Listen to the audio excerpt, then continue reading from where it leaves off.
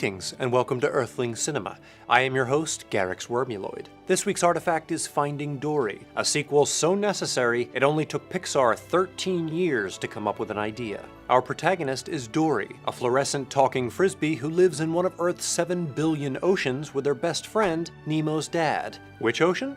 Unfortunately, most human globes and placemats have been lost, so I can't be any more Pacific than that, but probably the Atlantic. Speaking of information lapses, Dory has a bad memory. I suffer from short-term memory loss, which is her defining and only character trait. Then suddenly, for no reason at all, she remembers her frisbee family. Nemo's dad and his son decide to go help Dory find them. But before you know it, Dory gets separated from the group and is captured by some college bros looking to play some Ultimate. The college bros work part-time at a marina, because it's a super chill place to just zone out and look at nature, you know? Soon, Dory learns that the other frisbees are being taken to Cleveland, which is the last thing anyone ever wants to hear. Meanwhile, Nemo's dad and Nemo manage to get into the marina with the help of a mentally challenged eagle, aka the symbol of America. They find Dory down in the pipes, because isn't that where everything ends up? Maybe they could look for my wedding ring while they're down there.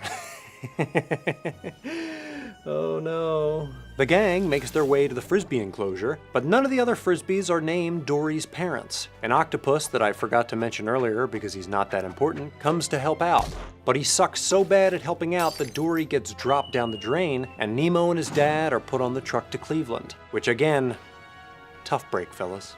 Back in the ocean, Dory comes across a trail of shells and remembers that her parents used to be all about shell trails back in the day. It was like their version of Pogs, which were a 1990s Earth version of warp drive crystals. Dory follows the trail and yep, there are her parents just waiting around for her this whole time when logic and probability were screaming at them to move on with their lives. But miraculously reuniting with her family isn't enough for Dory. She also wants her friends to not get imprisoned. What a selfish bitch. She finagles her way onto the Cleveland truck, hijacks it, and crashes it into the water. And they all live happily ever after. Except the other drivers on that highway, who all died. Finding Dory explores what it means to live with a disability under Obamacare. We see the difficulties Dory has explaining her disability and interacting with normies. I'm sorry. Okay. Nemo's dad in particular gets frustrated with Dory's inability to remember stuff good like he can good. Go wait over there and forget. It's what you do best. Occasionally, we see the cruelty that disabled individuals can experience, such as when the two sea lions bully a smaller, less anthropomorphic sea lion. But Dory is not the only disabled character. The octopus is missing an arm. You're not an octopus, you're a septopus. This giant spotted seahorse is nearsighted.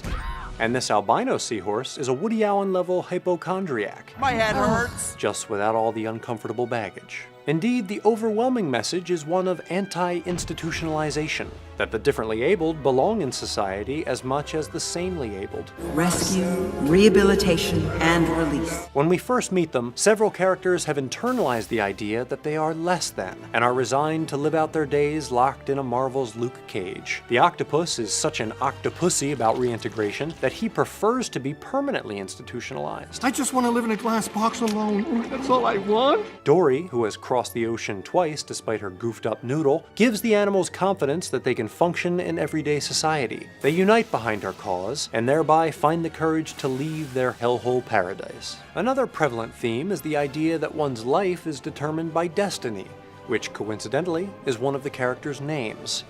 Not Dory, a different character. It's your destiny.